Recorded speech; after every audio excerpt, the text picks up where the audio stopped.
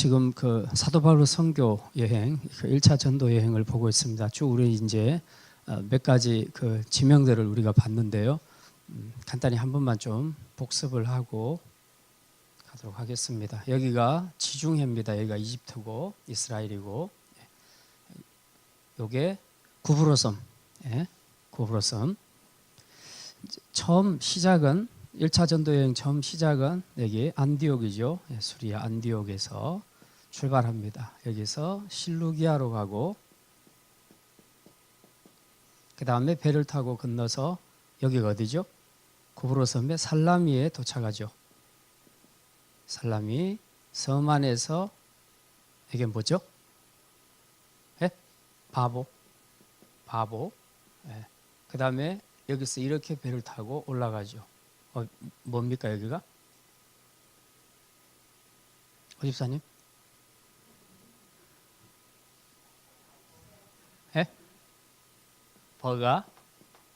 버가에서 토르 산맥을 지나서 처음 도착하는 곳이 비시디아 안디옥. 비시디아 안디옥에서 그 다음에 어디로 갑니까? 우리 지난번에 비시디아 안디옥 갔고요. 오늘 어디로 갑니까? 이고니온에서 쫓겨서 보면요. 7절, 8절에 보면요. 쫓겨서 어디로 가냐 하면 루스드라로 갔다가 드베로 갑니다. 이렇게 여기서 찍고 다시 돌아옵니다. 드베에서 루스드라로 이고니온으로 비시디아 안디옥으로 이렇게 해서 여기서는 아탈리아로 갔다가 배 타고 바로 이쪽으로 건너가죠. 이렇게 해서 이제 1차 전도회 끝나는데 우리 계속해서 요렇게 여기까지 지금 말씀 묵상했거든요. 지난주까지.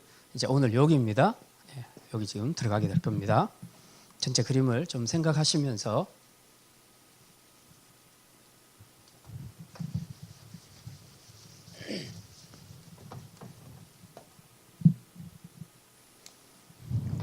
자, 1절부터 우선 내용부터 좀 보겠습니다. 이에 이고니온에서 두 사도가 함께 유대인의 회당에 들어가 말하니 유대와 헬라의 허다한 무리가 믿더라.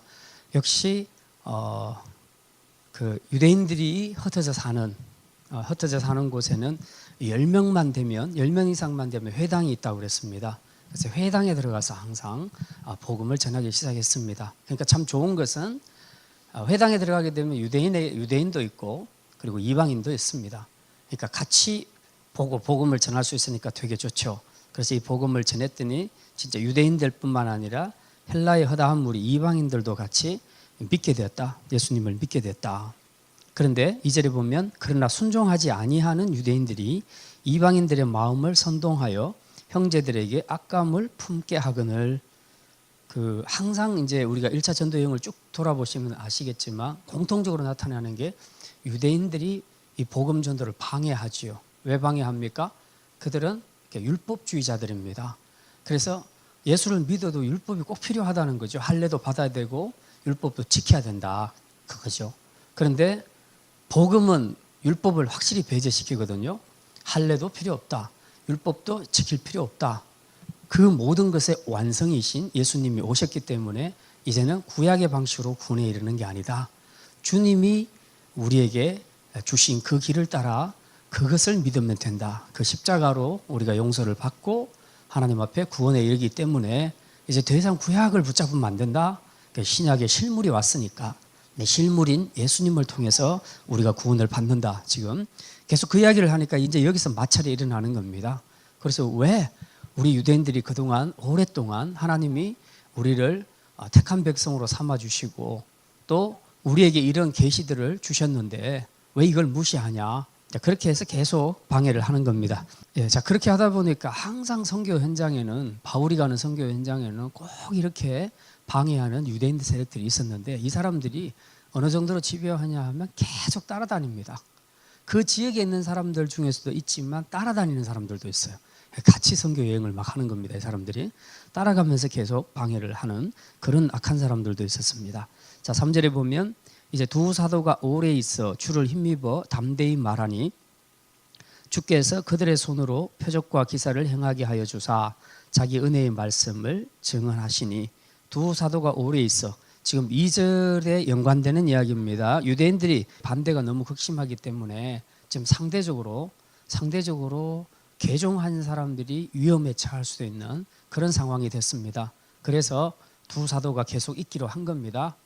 여러 가지 상황이 힘들지만 자기가 있으면서 일단 이 개종자들을 보호하고, 두 번째는 아직 개종하지 않는 사람들 중에 반대하는 사람들에게 계속 설득할 수 있는 시간을 가지기 위해서 계속 머무릅니다. 이런 상황이 생겼다고 바로 도망가지 않고 피하지 않고 일단 할 수 있는 만큼 최대한 최선을 다해서 이제 복음을 전하게 되지요. 자, 그런데 거기 보면 주를 힘입어 담대히 말하니. 그렇죠. 지금 상황은 굉장히 어렵고 힘든 상황입니다. 막 반대하는 세력들이 들고 일어나서 지금 쫓아내려고 하는 그런 상황인데 어쨌든 자기 힘으로는 이걸 이겨낼 수가 없습니다. 여기 보니까 주를 힘입어, 성령이 항상 함께 하셔서 성령의 도우심으로 이제 그 성령을 힘입어서 이들이 담대하게 말합니다. 복음을 전합니다. 주께서 그들의 손으로 표적과 기사를 행하게 하여 주사. 표적과 기사. 보통 이제 표적과 기사하면 이적이다, 이제 이렇게 같은 동의어로 씁니다. 뭐 그냥 보면 큰 문제는 없고요. 이제 조금 더 자세하게 구분하면 표적이라는 것은 그것을 행한 그 목적과 관련되는 겁니다. 예를 들어서 표적을 행했을 때에 그걸 통해서 어떤 하나님의 전능하심, 하나님의 능력, 하나님의 구원자 되심, 그걸 드러내고자 하는 일이었다면 그건 표적에 해당되는 겁니다. 사인에, 표적에 해당되는 것이고, 그리고 기사라는 것은 일반적으로 예를 들어서 어떤 그 자연의 섭리를 거스리고 일어나는 그런 일들, 그런 일들을 기사라고 말할 수 있습니다. 그러니까 어쨌든 기적은 똑같은데, 기적이라는 의미에서는 똑같은데 그 목적을 드러내기 위한 것을 강조할 때 표적이다, 이제 그렇게 말합니다. 자, 그런데 하나님께서 보니까 이 두 사도들에게 표적과 기사를 행하게 했다는 겁니다. 자, 그렇게 해주고 또 자기 은혜의 말씀을 증언하게 하셨다. 이 은혜의 말씀이라는 것은 십자가 복음이죠. 어쨌든 사도 바울도 그리고 바나바도 둘 다 이 예수 그리스도의 십자가 앞에서 그들이 주님을 만난 사람들입니다. 그래서 이 은혜의 말씀을 전하게 하셨다. 자, 4절에 보면 그 시내의 무리가 나뉘어 유대인을 따르는 자도 있고 두 사도를 따르는 자도 있는지라. 이제 완전히 두 패로 나눠졌습니다. 이게 복음을 전하면 항상 이래요. 복음을 받아들이는 사람이 있고, 그리고 그것을 거부하고 대적하는 그런 무리들도 반드시 있습니다. 5절에 보면 이방인과 유대인과 그 관리들이 두 사도를 모욕하며 돌려 치려고 달려드니. 여기서 말하는 이방인이라는 것은 그 원래는 개종했거나 아니면 개종하려고 하는 사람들인데, 유대인들이, 반대하는 유대인들이 자꾸 그들을 선동시켜서 선동된 이방인들을 이야기합니다. 어쨌든 반대하는 유대인들과 같이 손을 잡았다는 거죠. 그다음에 두 번째 유대인이라는 것은 당연히 이 복음을 반대하는 유대인들을 말하고, 그 관리들이라는 것은 지금 이고니온 성 안에 있는 통치자 혹은 고급 공무원들, 관리자들, 그런 사람들을 말합니다. 그러니까 이 유대인들이 가가지고 지금 관리자부터 통치자들부터, 지금 우리로 말하자면 동장, 일하는 시청의 직원들 다 고발해가지고 그 사람들한테 다 고발해서 지금 이러이러한 일이 일어나고 있으니까 당신들이 와서 좀 제재를 해주라, 지금 그런 얘기죠. 자, 이방인 유대인 관리들까지 다 합세해서 두 사도를 모욕하며 돌로 치려고 달려들었다. 6절에 그래서 그들이 알고, 그들이라는 것은 바울과 바나바죠. 바울과 바나바가 알고 도망하여서 루가우니아의 두 성 루스드라와 드베와 그 근방으로 가서, 아까 우리 루스드라와 드베를 마지막 코스로 봤는데, 그 지역을, 루스드라와 더베가 속한 지역을 루가우니아 지역이라고 그렇게 얘기합니다. 루가우니아 안에 루스드라와 더베가 있습니다. 그렇게 해서 거기서 이제 다시 옮겨가서 복음을 전했더라, 그렇게 기록을 하고 있습니다. 원래 10몇 절까지 좀 보려고 했는데 이렇게까지 보면 오늘 설교가 너무 많이 길어질 것 같아서요. 7절로 해서 좀 짧게 했습니다. 자, 오늘 내용은 이제 이렇고요. 자, 이 본문을 통해서 우리가 좀 생각해야 될 몇 가지 중요한 진리들이 있습니다. 첫 번째는 전도,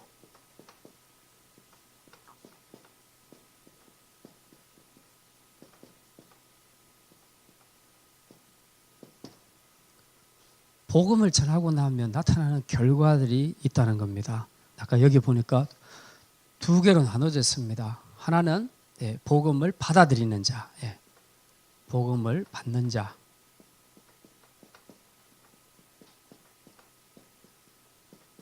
그리고 이 복음을 반대하는 자, 부정하는 자, 거부하는 자, 더 나아가서 핍박하는 자, 대적하는 자들입니다. 오늘 여기 본문에서는 유대인들을 가리키죠.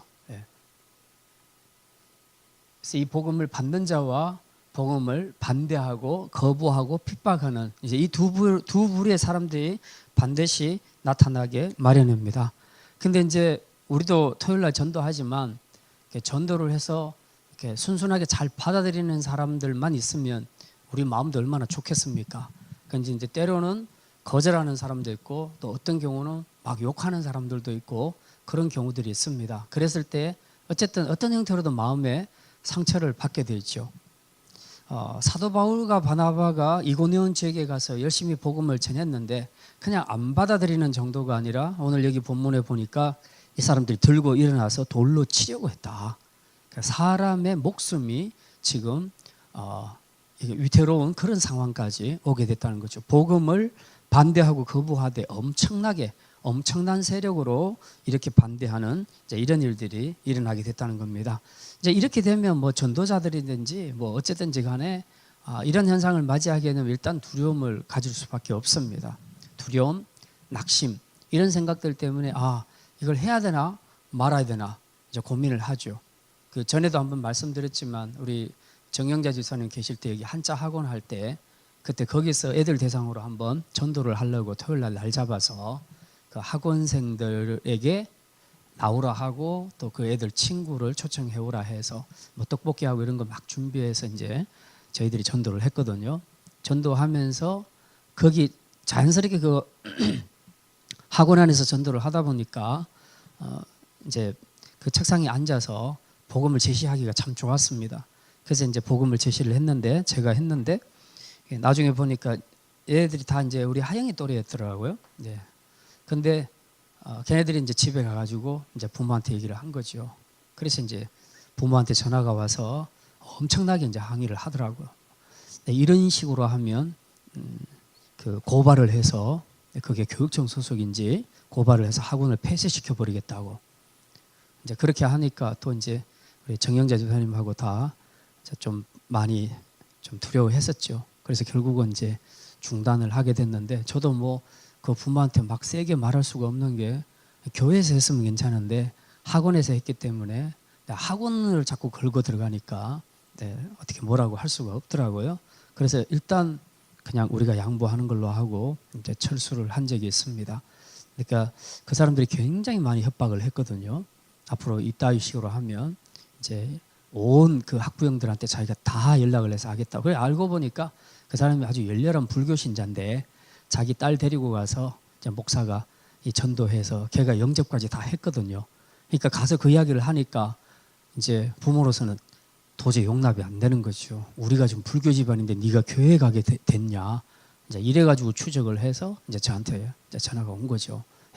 아무튼 이제 그런 일이 있었는데 복음을 전하는 일에 굉장히 많은 그 핍박들이 있습니다. 그럴 때 우리가 가장 먼저 느끼게 되는 것은 두려움이죠.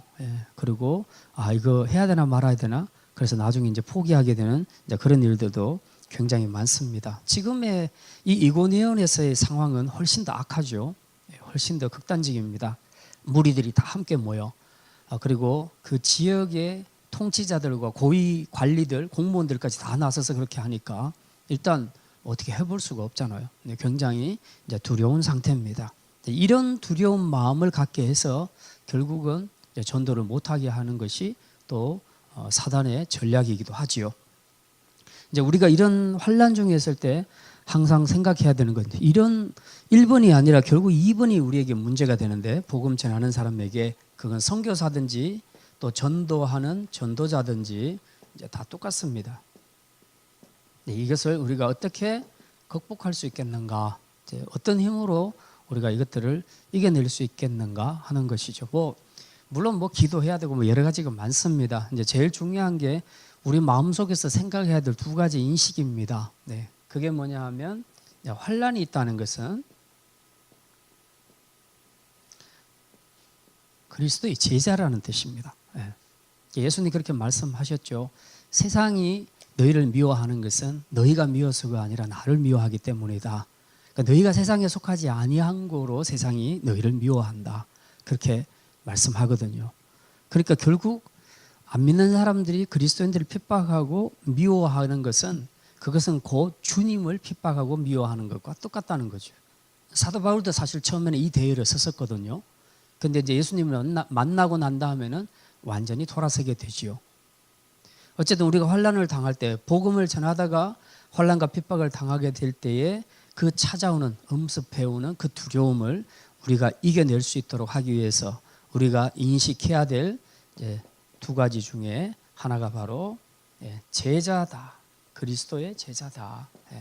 환란이 있다는 것은 그리스도의 제자라는 것을 뜻한다. 그러니까 환란을 받을 때마다, 복음 전하다가 환란을 받을 때마다, 나는 진짜 그리스도의 제자구나. 사실 우리가 토요일 날 전도하면서 다른 사람들한테 싫은 표정 안 보고 욕 안 얻어먹고 그렇게 하려면 전도 안 하면 그럴 일이 없잖아요. 근데 이제 전도를 하다 보니까 이제 이런 문제가 생기게 되는 거죠. 그거는 곧 우리가 그리스도의 제자라는 뜻입니다. 예수님 말씀하셨잖아요. 너희가 나가서 사람들로 하여금 이 복음을 전해서 그리스도의 제자로 삼아라. 세례를 주고 이제 그리스도의 제자로 삼아라고 그렇게 말씀하시죠. 그러니까 이 제자화가 이루어지는 과정에서 겪게 되는 환난과 핍박이 있을 때마다 이것이 내가 제자라는 확증이구나 라는 것을 우리가 생각하는 것, 이것이 중요하다는 것입니다. 그다음 두 번째는 우리가 인식해야 될 것이 목표입니다. 전도의 목표. 전도의 목표입니다. 보통 그 전도하다가 싸움이 일어나는 경우들이 가끔씩 있습니다. 예전에 저는 목사님도 한번 그렇게 싸우는 걸 봤거든요. 이 동네에 있는 어떤 목사님인데 저하고 우연히 이야기를 하다가 막 화를 내면서 이야기를 하더라고요. 그래서 무슨 이야기인가 들어봤더니 저 같은 경우가 있었는가 봐요. 어떤 사람에게 전도했는데 항의 전화가 와서 이제 막 욕하고 막 그렇게 하니까 그냥 그쯤에서 끝내면 될 건데 지금 막 목사님 좀 극단적인 얘기를 한 거예요. 그래서 막 이 지옥이나 가라 막 그러고 막 아무튼 그렇게 된 거예요. 당신 안 믿으면 당신 지옥까지 하면서 막 지옥을 들먹이고 막 그렇게 한 거예요. 그래가지고 이거 그렇게 돼버리면 그 다음에 그 사람하고 전도하기는 정말 힘들어지게 되죠.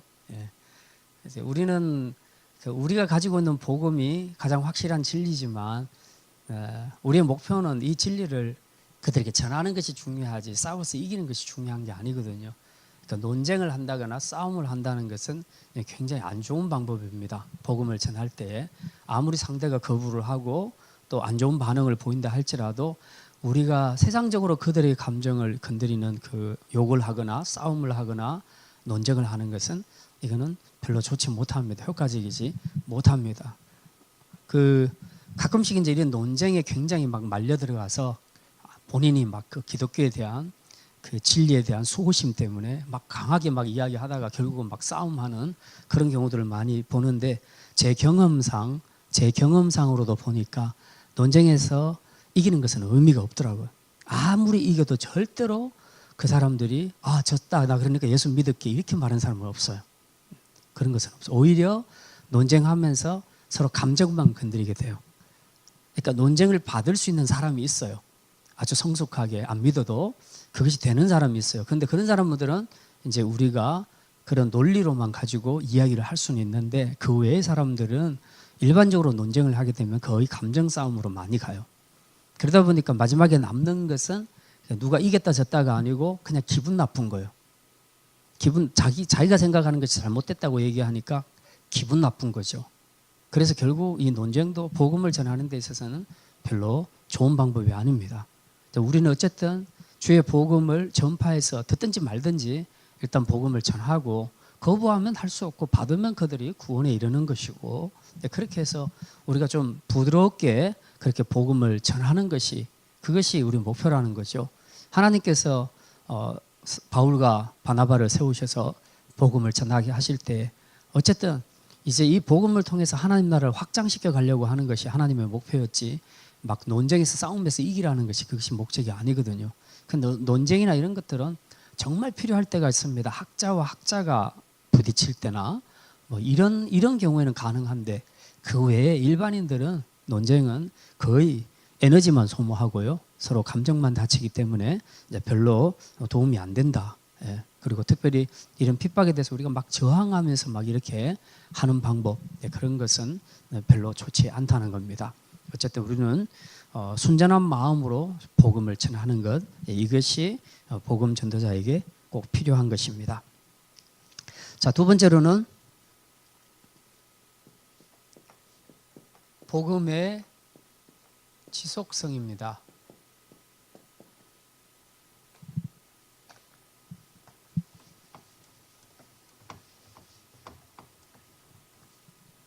복음의 지속성입니다. 자, 오늘 본문 바로 위에 보면 13장 50절, 51절에 보면 이런 내용이 있죠.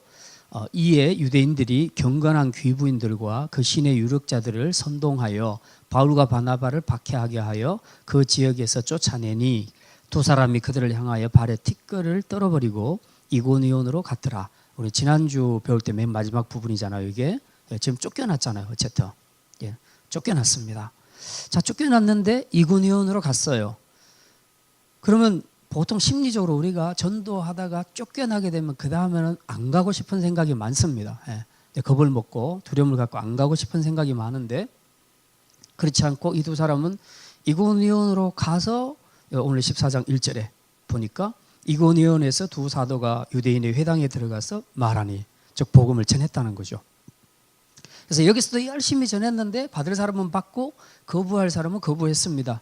그래서 결과적으로 또 어떻게 됩니까? 5절에 보니까 오늘 읽었죠. 5절에 이방인과 유대인들과 그 관리들이 두 사도를 모욕하며 돌려 치려고 달려드니 그들이 알고 도망하여 그 루가우니아의 두 성 루스드라와 더베와 그 근방으로 가서 거기서 뭐 했더라? 7절에 복음을 전하니라. 또 루스드라와 더베에 가서도 또 계속해서 복음을 전했다는 거죠. 그러니까 복음 전하고 받을 사람 받고 거부당하면 쫓겨나고 쫓겨난 지역에서 또 복음을 전하면 받을 사람 받고 거부할 사람 거부하고 또 쫓겨나고 계속해서 이렇게 이제 옮겨 다니는 겁니다. 그러니까 이 선교 여행이라는 것이요. 내가 작정하고 이리로 가야 되겠다 이런 부분도 있지만은 그 많은 경우에는 이렇게 쫓겨서 가는 경우들이 굉장히 많이 있습니다. 우리가 여기서 쭉 읽은 걸 보면 계속해서 이제 이런 식으로 진행이 된다는 거죠. 결국 무슨 말이냐 하면 이 전도는 모든 땅, 모든 사람이 다 전도의 대상입니다. 대상이라는 겁니다. 그냥 쫓겨가면 그 땅에서 전하면 되고 또 쫓겨가면 거기 가서 또 전하면 되고 그러니까 아주 끊임없이 이 복음을 받는 전도 대상자들이 달라지게 되는 거죠. 그러니까 복음은 내가 여기만 전한다. 그럼 여기만 하고 끝. 그것이 아니라 언제든지 우리가 가는 곳마다 항상 복음을 전할 수 있는 것이고 가는 곳마다 우리가 만나게 되는 사람이 복음 전도 대상자라는 거죠. 그 다음에 이제 우리가 방금 아까 읽었던 것처럼 계속 쫓겨다녔는데요. 이 피신하는 거, 피신하는 방법 이것이 선교에서 굉장히 중요한 선교의 원칙 중에 하나라는 겁니다. 선교의 원칙 중에 하나다. 그러니까 이 지역에 가서 복음 전하고 쫓겨나면 또 저 지역으로 가고 근데 계속 쫓겨나는 방식인데요. 이거는 무슨 얘기냐 하면 하나님께서 그렇게 일을 하신다는 겁니다. 보통 이제 우리가 선교의 원칙을 이야기했을 때 나는 이 지역을 선교할 거야 하고 생각하고 선교사님들이 가서 그 지역을 선교할 수 있습니다. 이제 그건 계획을 따라 움직이는 선교죠. 그런데 갔는데 상황이 이상하게 막 돌아가는 거야. 무슨 사건이 막 생기기를 시작하고 이러더니 거기서 어떤 사람을 알게 되는데 그 사람이 알고 보니까 뭐 저 지역에서 살고 있더라. 그 중국에 갔는데 처음에 남방으로 갔는데 거기서 우연히 어떤 사람을 만나게 됐는데 그 사람이 북방에 있는 사람이더라. 그런데 그 사람하고 같이 나중에 움직여서 북방으로 가서 중국의 북방 지역을 전도를 하게 되는 그런 일들도 생길 수 있다는 거죠. 그러니까 본인이 계획해서 움직이는 것도 중요하지만 때로는 하나님께서 어느 쪽으로 인도하실지를 모른다는 겁니다. 때로는 쫓겨서 가기도 하고 때로는 어떤 사람과의 만남 때문에 본인이 생각하지 않는 다른 선교지를 가기도 하죠. 그러니까 사도 바울도 나중에 보면 전도하다가 그 막 성령께서 못 가게 하시잖아요. 가는 길을 막죠. 그리고 다른 길로 인도하시잖아요. 이런 것들을 보면 그렇다고 뭐 우리가 선교 계획이 아무 필요 없다는 뜻이 아니라 자신의 계획을 따라 그렇게 선교를 가더라도 결국 전체적으로 인도하시는 분은 하나님이시다. 그래서 하나님은 전혀 우리가 생각하지 않는 방식으로도 인도하실 수 있다. 그래서 여기 보면 바울과 바나바 같은 경우도 결국 쫓겨나는 방식으로 해서 계속 그 선교지가 확장되고 이동되는 것을 우리가 볼 수가 있습니다. 그리고 이제 무엇보다도 이 기독교 역사가 확장되는 이 과정에서 우리가 가장 중요한 것이 두 가지가 있는데 이제 순교자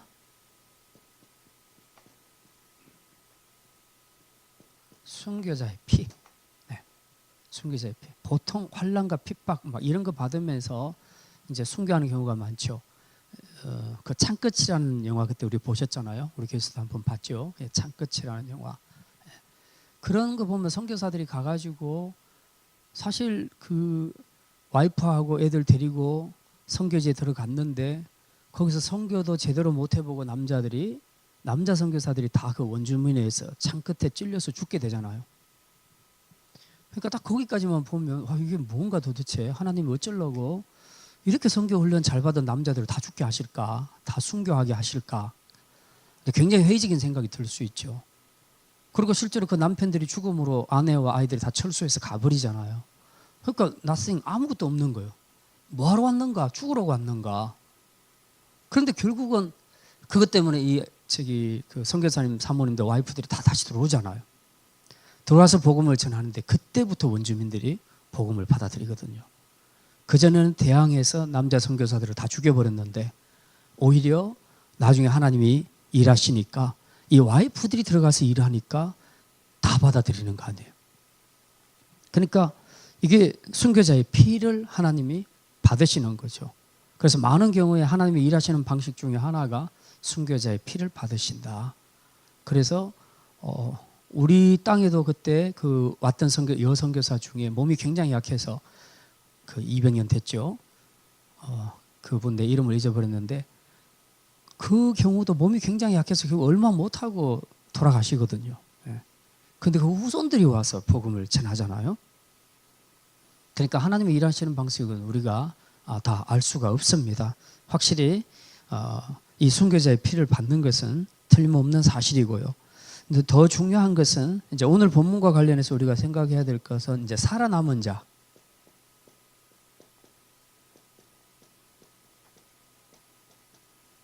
살아남은 자를 통해서 하나님이 일하신다는 겁니다. 또. 그러니까 지금 바울과 바나바는 지금 살아남았죠. 여기서는 도망갔다 그렇게 얘기하는데 뭐 도망간 걸 놓고 아주 비겁하다. 뭐 돌 던지면 맞아 죽지. 막 이제 이런 그 의협심이 강한 분들은 또 그런 걸 생각할지 모르겠습니다. 근데 그렇게 생각할 필요가 없다는 겁니다. 아주 인위적이고 자기적인 그런 순교만이 그 최고의 가치를 갖고 있는다. 그렇게 생각할 필요가 없습니다. 왜냐하면 주기철 목사님 순교하던 시대에도요. 다 그런 상황이 왔을 때는 목숨을 내놓고 그렇게 싸웠지만 그렇지 않을 때는 또 다 피해 다녔습니다. 성도들이.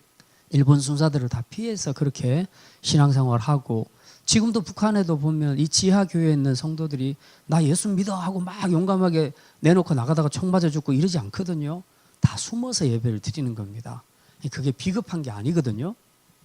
왜냐하면 하나님이 일하시는 방식은 어쩔 수 없이 확실하게 목숨을 내놔야 할 때 그 진리 문제로 목숨을 내놔야 할 때는 이 방식으로 자기 목숨을 내놓을 때 하나님이 그 피값을 받으시고 그것을 통해서 하나님이 일을 하시는 겁니다. 그러나 모든 사람들이 다 순교가 되는 건 아니잖아요. 모든 사람들이 다 순교하는 거 아니에요. 그러니까 제가 쭉 그 기독교 역사를 쭉 봤더니요, 순교는 하고 싶다고 해서 되는 것도 아니더라고요. 보니까 순교자는 하나님이 확실히 따로 정하신 것 같아요. 그러니까 그분들은 순교하는 방식으로 하나님 나라 일에 섬기고 있고, 그 외의 사람들은 살아남아서 뭘 하느냐, 복음을 전한다는 거죠. 살아남아서. 그래서 순교하지 않는 많은 사람들이, 지금도 북한에는 다 지하교회에서 살아남은 사람들이 몰래 복음을 전하고 있잖아요. 그래서 거기서 복음이 확산되고 있거든요. 생각보다 꽤 많답니다. 북한의 지하교회 진짜 성도들이 꽤 많다고 해요. 예. 그러니까 하나님의 일하시는 방식을 딱 하나로 규정 지을 수는 없다. 특히 그 선교의 세계에서는 어떤 공식을 딱 하나만 놓고 그렇게 이렇게 해야 된다 하는 그런 것은 없대요. 예. 뭐 이렇게 해도 하나님이 일하시고 저렇게 해도 일하시고.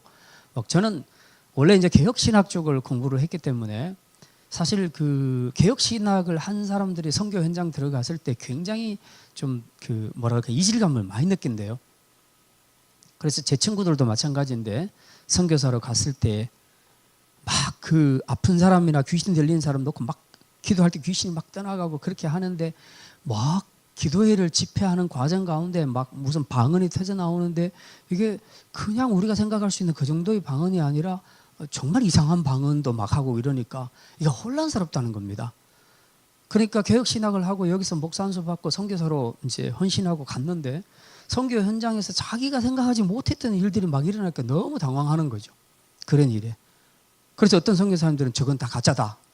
그렇게 이제 딱 가입해 놓는 사람이 있고, 어떤 사람은 거기서도 자기 마인드가 또 바뀌는 경우들도 있고요. 여러 가지가 있는데, 하나님의 일하심에 대해서는 우리가 딱 잘라서 이렇다 저렇다고 말하기가 어렵습니다. 근데 재밌는 이야기가 있잖아요. 개혁신학을 하신 분이 정말 개혁신학으로 이제 모든 것을 보니까 은사주의에 대해서 상당히 부정적이었습니다.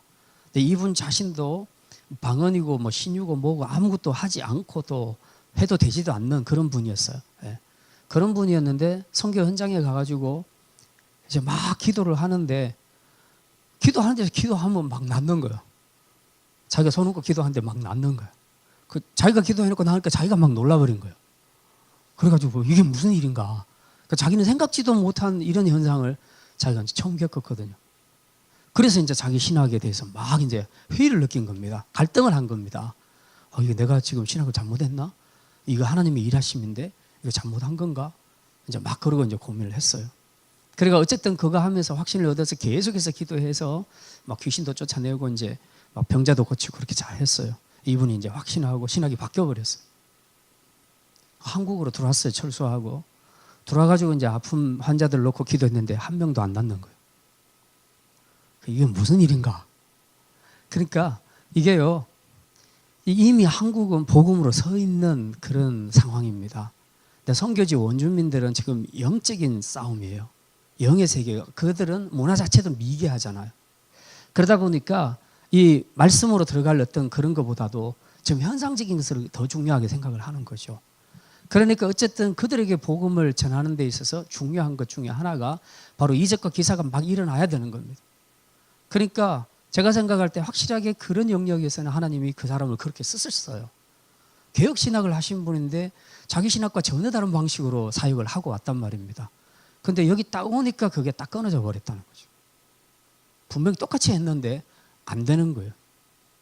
근데 결국 제가 생각할 때 그거죠. 하나님의 일하심은 굉장히 다양합니다. 다양하기 때문에 딱 내가 선을 끊는다는 것은 굉장히 어려워요. 그러나 이제 우리가 초등학교 때 수준에서 가르침이 있고 대학생의 수준의 가르침이 있다면 대학생한테 초등학교를 가르치는 것은 좀 웃기지 않냐 하는 거죠. 그런 점에서 우리가 문은 다 열어놓되 하나님의 일하심에 대한 것들은 열어놓되 이제 하나님이 궁극적으로 지금의 이 상황에서 또 지금의 이 한국교회 신학적인 수준과 상황에서 이제 어떤 것들을 더 원하시는가, 그런 것들을 좀 볼 수 있는 지혜가 필요하다고 생각을 합니다. 자, 그래서 이런 그 순교자의 피도 하나님이 받으셔서 일하시고, 그다음에 살아남은 자, 뭐 도망갔다, 뭐 피했다. 오늘 본문에는 도망간 걸로 6절에 보니까 그들이 알고 도망했다라는 표현을 쓰고 있는데, 뭐 이걸 보고 비겁하다고 그렇게 생각하시면 안 되고요. 어쨌든 그 누가 돌로 던지는데 그 맞아 죽고 가만히 있을 이유가 뭐가 있어요? 일단 피해야죠. 피하고 할 일이 많은데 지금 나가서 또 복음을 전하죠. 그렇게 해서 그 다음에 루스드라와 드베에 가서 이제 복음을 계속해서 전하게 되는 것이죠.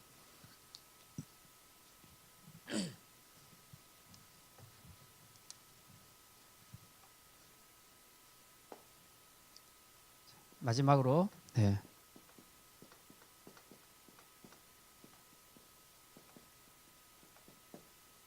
선교의 주체는 하나님이다. 선교의 주체는 하나님이다. 선교사들이 혹은 전도자들이 많은 경우에 계획을 하고 어떤 것을 준비한다 할지라도 결국 전체를 이끌어 가시는 분은 하나님이시라는 거죠.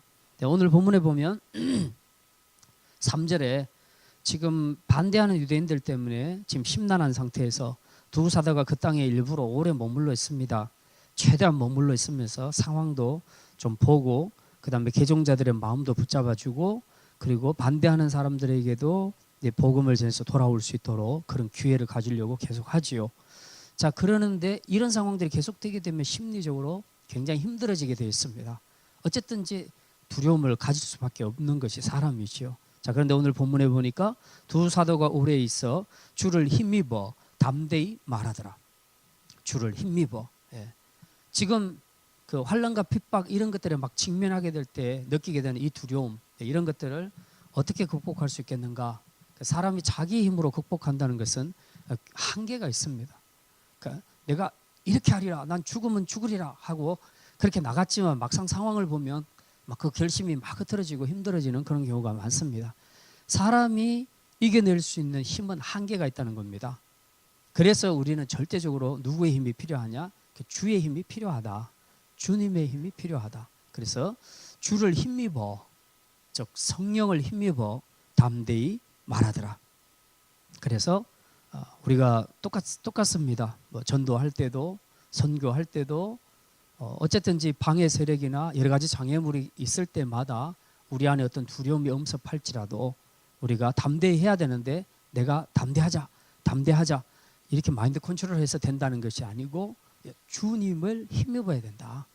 주님이 중요한 것은 그거예요. 선교에서 중요한 것은 선교의 주체이신 분이 보내셨다는 거죠. 보내심을 확신하라는 거죠.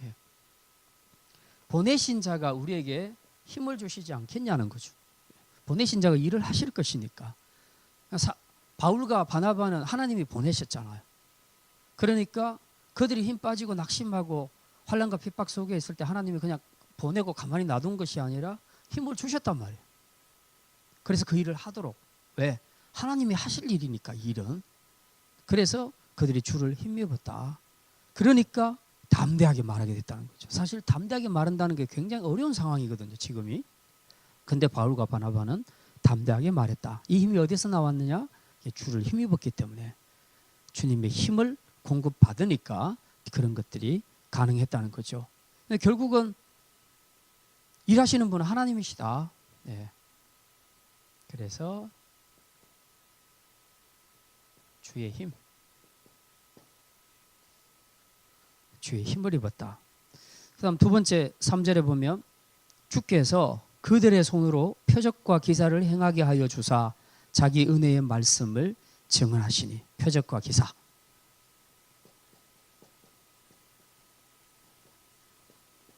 플러스 은혜의 말씀. 표적과 기사. 이거는 뭡니까? 그냥 말로 복음을 전해도 지금 되는데 거기다가 표적과 기사도 막 행하게 하시는 거예요, 하나님께서.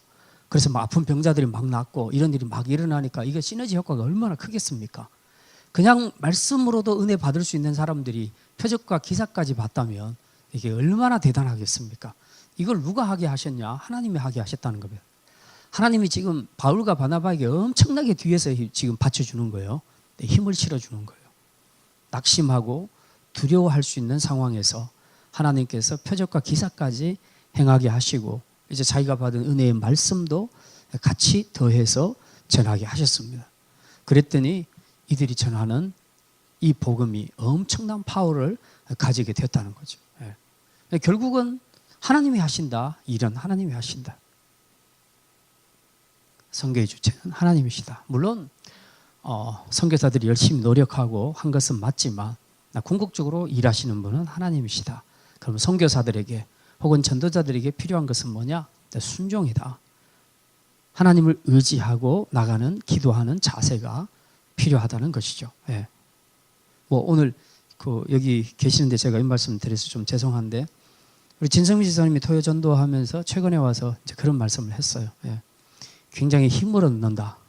누구 때문에? 이매진 지사님 때문에 굉장히 힘을 얻는다 그랬어요.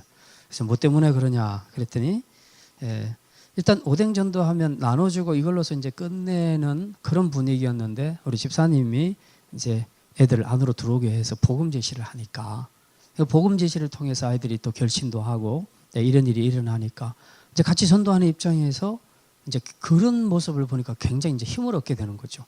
아, 오뎅만 전할 게 아니라 복음 더 구체적으로 전하고 또 그런 결실을 볼 수 있다는 것은 굉장히 큰 힘이 되지 않겠습니까?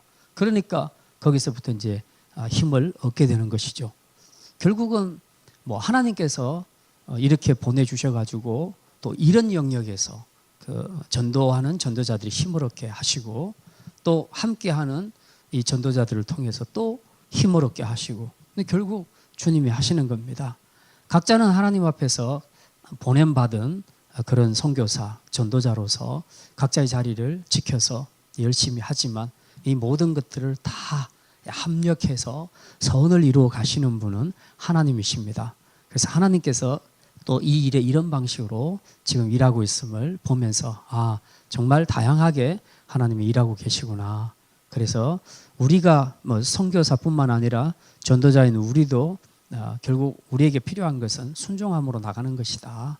주님의 힘을 입고 나갈 때에 하나님께서 어떤 형태로든 일하셔서 이 일들을 통해서 영혼 구원이 이루어지고 또 많은 그 복음화가 이 지역에서 이루어질 수 있도록 해 주실 것을 믿습니다.